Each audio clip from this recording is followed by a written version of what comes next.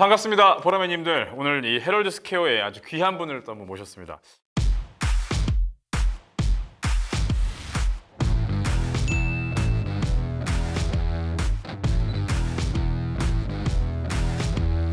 F16은 스틱을 딱 당기면 1초 만에 쭉 나가요. 나인지까지 바로 쫙 걸립니다. 굉장히 비행 사고가 많이 났던 게 하이지에 의한 의식 상실이었습니다. 근데 이게 사실 양산이 결정될 때도 시끄러웠잖아요. 그렇죠. 그런 부분들에 대해서는 어떻게 좀 생각을 하세요? 저 개인적으로는 매우 아쉽게 생각합니다. 뭐 말 나온 김에 아쉬운 점 한 가지 더 한번 짚고 넘어가도 되겠습니다. 네. 인도네시아 국기가 이게 여전히 저는 개인적으로는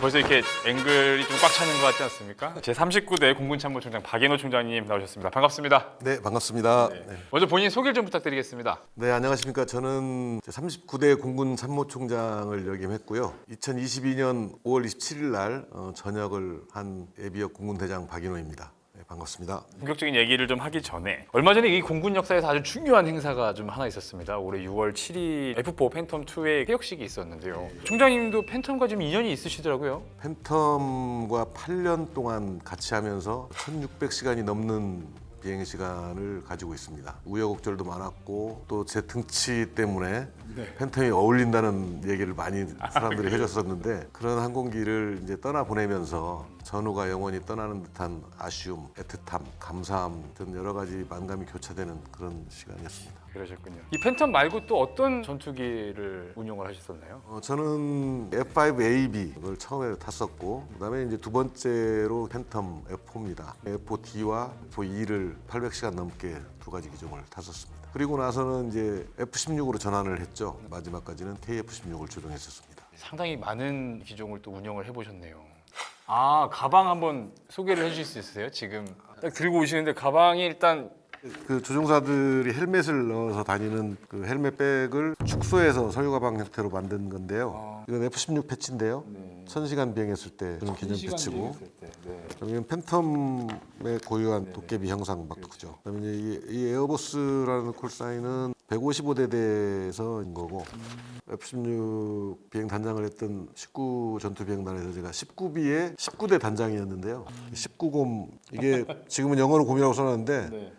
제 패치성 만들 땐 한글로 곰이라고 써 있어서 멀리서 보면 19금인지 19곰인지 그런 마크가 있고 제가 정말 좋아하는 블레이글스 이건 이제 KF11 성공을 기원하면서 매달고 다니고 있습니다. 이 뒤는 이제 GN이 대문자로 돼 있으면 원래 육군이나 해병대인데 공군 대장은 G 그다음에 소문자로 EN 써야 되거든요. 이분이 이제 만들 때 그것까지는 디테일하게 좀 모르셨던 것 같아요. 이건 이제 그 공군 참모총장 기를 만듭니다. 이게 딱 감사합니다. 가방만 봐도 공군 사랑 이게 딱 느껴질 정도로 오늘 또 이렇게 많은 전투기를 조종해본 이야기 보따리를 좀 풀어보도록 하겠습니다. 공군사관학교를 나오셨잖아요. 어떤 이 생각으로 공군사관학교를 가고 싶으셨나요? 제가 고등학교 때 굉장히 친한 친구가 공군사관학교 원서를 가지고 와서 시험을 같이 보러 가자고 했습니다. 공군사관학교가 있는지도 몰랐고 별 생각이 없었는데 하여튼 시험을 보러 같이 가서 그 친구가 시험에 떨어지고 제가 합격하는 바람에 사관학교를 가게 됐습니다. 연예인들이 뭐 친구가 같이 이제 데뷔 오디션 보러 가자 해가지고 이제 친구는 되고 뭐 사실 다 그렇게 조종사가 될 수 있는 건 아니잖아요. 공사 나왔다고 해서. 그렇습니다. 비행을 하면서 정말 자기하고 적성이 안 맞아서 못하겠다는 사람이 많이 생기고 반대로 저는 비행을 하면서 이게 내 천직이구나 하는 걸 느끼면서 이제 비행을 하게 됐죠.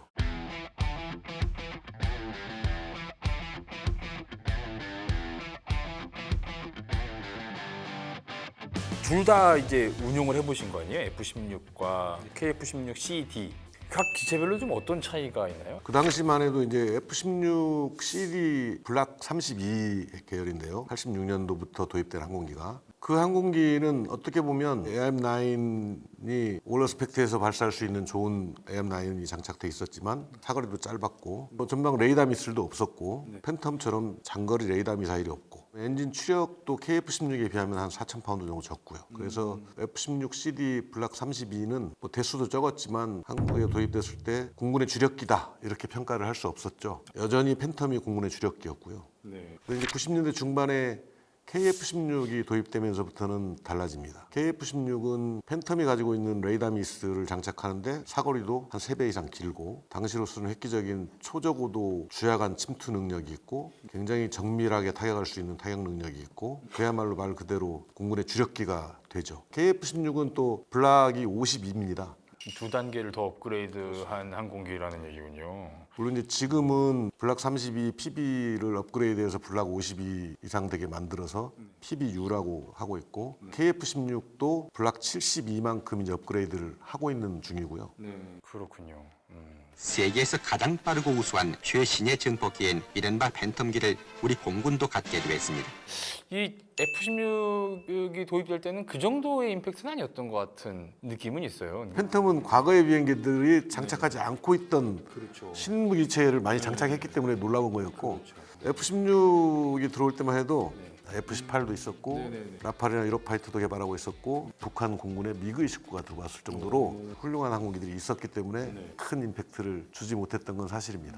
그렇지만 실제 이제 운영을 하면서 오랜 기간 동안 운영을 하면서 느끼는 거지만 굉장히 우수한 항공기인 것은 분명한 사실입니다. 그렇게 임팩트가 없었음에도 당시 조종사들한테는 F-16이 선망의 대상이었다라고 들었거든요. 꿈의 비행기였던 게 맞고요. 미군은 F-15도 운영하고 일본도 F-15를 운영하고 더 좋은 비행기도 있었지만 우리 대한민국 공군이 보유하고 있는 항공기 중에는 가장 우수한 게 KF-16이었기 때문에 당연히 꿈의 비행기였던 게 맞는 거죠. 그렇군요. F-16 하면 조종사들 사이에서는 플라이 바이 와이어가 적용된 그 전투기. 네. 그 전과 이 뭐가 다른 거예요? F-16에 오면서 이제 플라이바이어를 처음 적용했는데 그거는 전기적인 신호를 줘서 컴퓨터가 계산해서 서페이스를 움직이게 함. 그러니까 가장 큰 차이는 힘이 덜 든다는 겁니다. 이 센 풍압, 그다음에 이제 하이지 기동을 할 때 힘이 덜 들죠. 조종관 부러지게 안 당겨도 되는. 그렇습니다. 과거 비행기들은 내가 힘 주는 만큼 이 비행기가 움직이는데 F-16은 스틱을 딱 당기면 1초 만에 쭉 나가니까 라인지까지 바로 쫙 걸립니다. 그런 부분 때문에 미 공군에서 처음 운용할 때 하이지에 의한 의식 상실로 비행 사고가 간혹 일어났었습니다. 그만큼 미리 레디를 하고 있어야지 의식 상실이 안 될 수 있는 거죠. 참 쉽지 않았겠다라는 생각이 드네요. 이제 이런 F-16을 우리나라가 나중에 이제 면허 생산을 하잖아요. T-50 개발 과정에까지 많은 도움을 줬다. 이제 이런 얘기들이 좀 많이 들었었는데 어떻게 보시는지. T-50 개발을 할 때하고 이 KF-16이 사업이 진행되던 때하고 거의 시기가 맞물리는데요. 카이와 락히드 마틴이라는 업체가 이제 공동으로 개발을 한 게 T-50이고 F-16 자체가 이제 락히드 마틴 회사의 비행기이기 때문에 어떻게 보면 F-16이 갖고 있는 그런 기술들이 T-50을 설계할 때 굉장히 많이 들어가 있습니다. 나중에 이제 T-50을 만들 때 전술입문 과정까지 염두에 두고 초음속 항공기로 만들거든요. 훈련기 중에 아마 초음속 비행기는 우리나라의 T-50이 전 세계적으로 유일무이할 겁니다. 나중에 블레이크 이글스 팀이 T-50을 가지고 에어쇼를 하는데 유럽에 있는 각종 훈련기들이 블레이크 이글스가 하는 기동을 따라가지 못하는 그런 또 결정적인 이유도 됩니다. 전투기의 기술들이 T-50에 그대로 많이 녹아 들어가 있고 지금 KF-21까지도 영향을 미쳤다고 볼 수 있는 거죠. KF-16을 우리가 이제 제작하고 면허 생산했던 것이 다 그 기반이 됐다고 볼 수 있는 그렇습니다. 이해가 쏙쏙 가는 설명에 오늘 여러 번 감탄하게 되네요, 진짜. 이제 T-50 계열 항공기가 벌써 한 200대 이상 생산이 됐고 KF-21도 지금 양산을 이제 시작할 예산도 태워지고 이제 본격적으로 양산이 시작이 됐는데 참모총장 시절은 물론 현역으로 계실 때도 이런 KF-X 사업 진행이 되고 있었잖아요. 지금까지 좀 어떻게 이 사업에 대해서 좀 바라보고 계시는지. 사실 KF-21처럼 우여곡절이 많은 사업도 없었을 겁니다. 우리가 직구매보다 직접 만들어보자라는 의견들이 있어서 그렇게 가기로 했는데 사업 타당성이라든지 엔진을 그럼 2개 붙일 거냐 하나 붙일 거냐 또 이제 뭐 핵심 기술 이전을 일부 안 해준다 그걸로 또 뭐 지난한 기간 동안 굉장히 여러 우여곡절이 있었죠. 정말 자초될 위기에도 있었는데 그럼에도 불구하고 이제 22년도에 첫 비행하고 내년도면 양산된 비행기가 물론 이제 블락 1이지만 정말 이거는 국방부나 방사청 공군의 어떤 사업 관련 담당자들이 정말 노력을 많이 했고 가장 중요한 건 우리 항공산업의 엔지니어들, 과학자들의 능력입니다. 그동안 공군 무기들은 뭐 미사일이 됐든 폭탄이 됐든 이런 것들을 다 외국에서 사와서 장착을 했는데 그 가장 큰 이유가 플랫폼이 없어서 그랬습니다. 뭐 하나를 갖다 못 붙입니다. 이제 우리 플랫폼이 생겼기 때문에 이게 이제 더 확장이 돼서 우리 무기도 직접 개발해서 ADD나 이런 데서 할 일도 더 많아질 겁니다. 장착도 해야 되고 그런 능력을 우리가 갖췄기 때문에 앞으로 발전 가능성은 더 많다고 보겠습니다. 근데 이제 사실 이제 요즘 양산이 결정될 때도 시끄러웠잖아요. 이왕 할 거면 40대 그냥 뚝 그냥 1차 양산해 이렇게 쭉 가면 되는데 그걸 또 반을 쪼갰단 말이에요. 그런 부분들에 대해서는 어떻게 좀 생각을 하세요? 저 개인적으로는 매우 아쉽게 생각합니다. 우리가 이제 무기 체계를 도입하는 절차나 방법이 우리 국방비의 제한이라든가 이런 것 때문에 굉장히 절차가 까다롭긴 합니다. 예를 들면 내가 원하는 게 100이라는 게 있으면 우리는 100이라는 게 갖추어져야 도입이 가능했습니다. 그동안. 그렇게 하다 보니까 이 무기 체계 개발하는데 굉장히 많은 제한이 따르고 시간이 많이 걸립니다. 시간이 많이 걸리고 그 시간이 되면 더 좋은 게 또 나올 수도 있거든요. 외국에서는. 그렇죠. 그러다 보면 이제 끊임없이 뒷조사가는 아쉬운 결과를 초래하는데 뭐 그럼에도 불구하고 이번에 블락원이 양산 체제로 간 거는 굉장히 잘 된 거고요. 나눠서 가든 한꺼번에 가든 끝까지 잘 갈 것이라고 저는 믿고 있습니다. 뭐 말 나온 김에 아쉬운 점 한 가지 더 한번 짚고 넘어가도 되겠습니까? 네.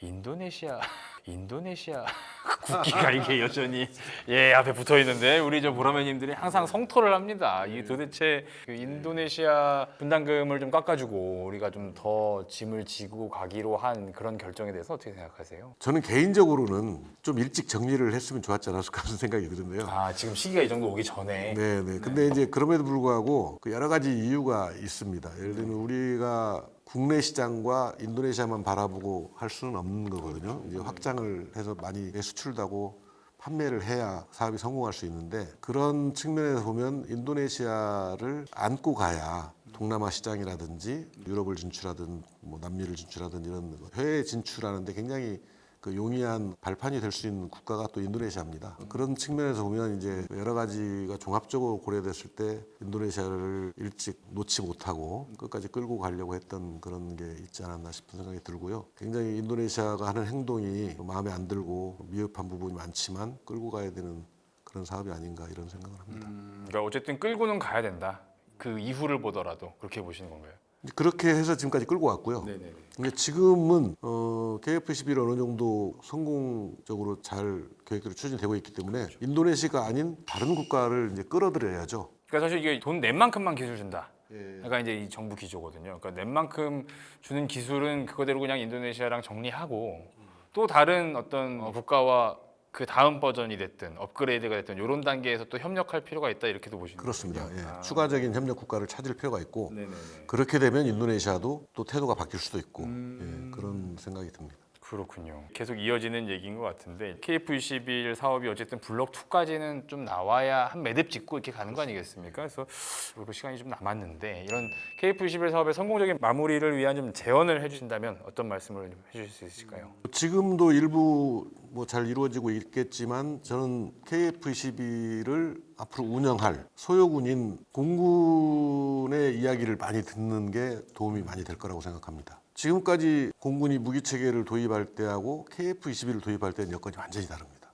과거에 F-16을 사올 때, F-15를 사올 때, F-35를 사올 때는 그 항공기가 가장 우수한 비행기였습니다. 근데 지금은 이미 공군이 4세대와 5세대 전투기를 운영하고 있습니다. KF-21이 이제 4.5세대라고 하는데 이미 KF-16을 업그레이드한 버전이면 거의 4.5세대거든요. 그것도 그걸 이미 대한민국 공군이 운영을 하고 있기 때문에 노하우들을 잘 적용을 하면 굉장히 효율적으로 더 좋은 항공기를 만들 수 있지 않을까 이런 생각이 듭니다. 조종사 말 잘 들어라. 정비사 말도 잘 들어야죠. 정비사 말도 잘 들고. 마지막으로 시청자분들께 또 한 말씀 좀 부탁드리겠습니다. 보라매님들 오늘 만나 뵈서 정말 반가웠습니다. 제가 어떻게 보면 40여 년을 공군의 푸른 제복과 함께 했었는데요. 지금 생각해도 너무 영광스러운 기간이었고 지금도 열심히 근무하고 있는 열정을 불태우고 있는 우리 사관생도들, 학군단 학생들 이분들께 정말 고맙게 생각하고 대한민국 공군의 우주공군의 모든 장병들, 군무원들께 늘 감사와 존경의 마음을 표하고 싶습니다. 앞으로도 대한민국을 지키는 가장 높은 힘 우주공군을 응원해 주셨으면 감사하겠습니다. 고맙습니다.